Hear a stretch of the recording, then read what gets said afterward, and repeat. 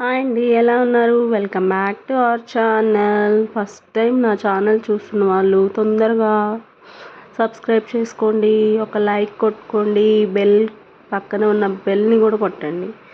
ఓకేనా? ఈరోజైతే నేను వెన్న తయారు చేస్తున్నాను. 15 డేస్ నుంచి పెరుగు మీద ఉన్న మీగడంతా ఫ్రిడ్జ్లో స్టోర్ చేసుకొని ఆ బాక్స్ నిండాక నేను వెన్న తయారు చేసుకుంటాను. ఇప్పుడు మిక్సీ జార్లో తీసుకున్నాను. అదంతా మిక్సీలో వేసి గ్రైండ్ చేసుకోవడమే. అమ్మమ్మ వాళ్ళు పాపం చిలుకుతూ చాలాసేపు కష్టపడేవాళ్ళు. ఇప్పుడు ట్రెండీగా ఈ మిక్సీ జార్లో వేసి మనమైతే ఎలాంటి కష్టం లేకుండా వెన్న తీసుకుంటున్నాం. పాతకాలం ఏది చేసినా ఒక లాంగ్ స్టోరీ ఉండేది.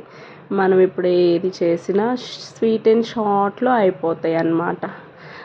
కోర్స్ మన లైఫ్లు కూడా అలా స్వీట్ అండ్ షార్ట్లోనే ఉన్నాయి కదండి.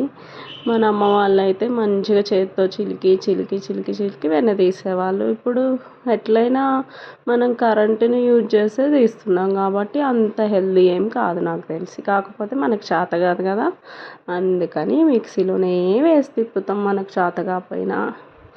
చూడండి ఎంత వెన్న వచ్చిందో, 15 డేస్ అది. ఆ వెన్న అంతా కాగబెట్టేసరికి కొంచెమే నెయ్యి అవుతుంది.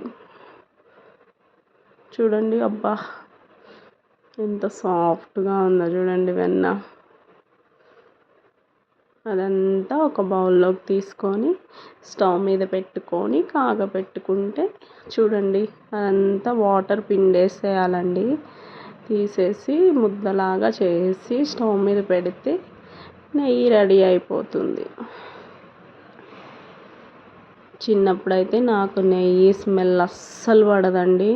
మా మమ్మీ కాగబెడుతుంటే ముందే చెప్తుంది బయటికి వెళ్ళిపోమ్మని చెప్పేసి, నాకు ఇంకా వాసన అంటానని. ఇప్పుడు చూడండి, నా ఇంట్లో నేనే నెయ్యి ప్రిపేర్ చేసుకోవాలి.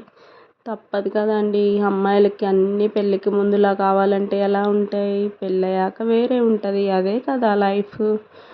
ఇదంతా ఒక టాస్క్ అయితే ఈ నెయ్యి కాగబెట్టాక ఈ గిన్నె ఉంటుంది చూడండి, అది తోమడం ఇంకా పెద్ద టాస్క్. ఓకే అండి, నేను తోముకుంటా. టాటా.